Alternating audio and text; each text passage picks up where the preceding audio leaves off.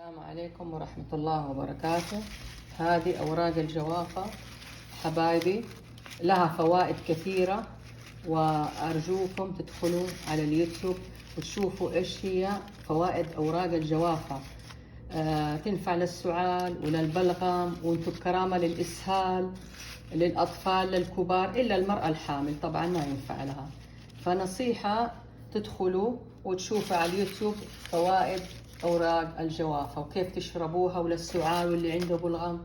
لا تنسوا حبايبي، الله يسعدكم. دحين أوريكم كيف المشروب حق الجوافة أسويه، خليكم معايا شطار يا حلوين. حطيت ورق الجوافة تقريبا كوب ونص موية، 5 أوراق 6 أوراق جوافة.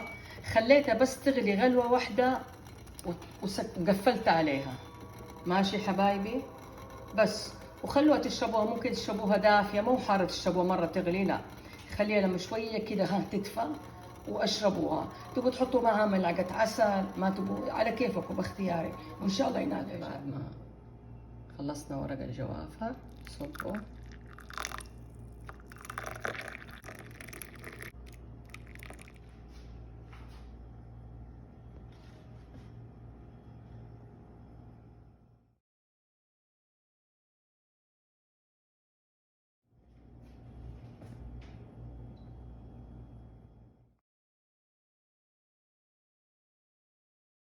السلام عليكم ورحمة الله وبركاته.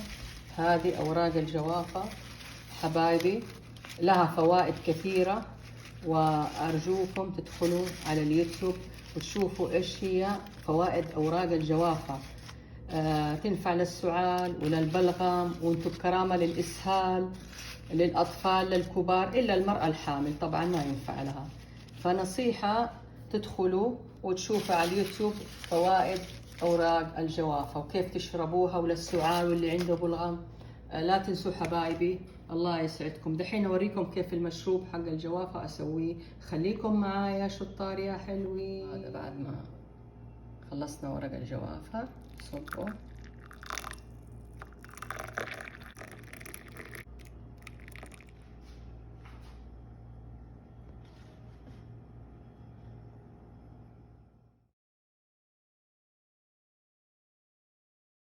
لا تنسوا حبايبي، روحوا على اليوتيوب، ومرة ثانية بقول لكم، بأكد عليكم، شوفوا فوائد أوراق الجوافة.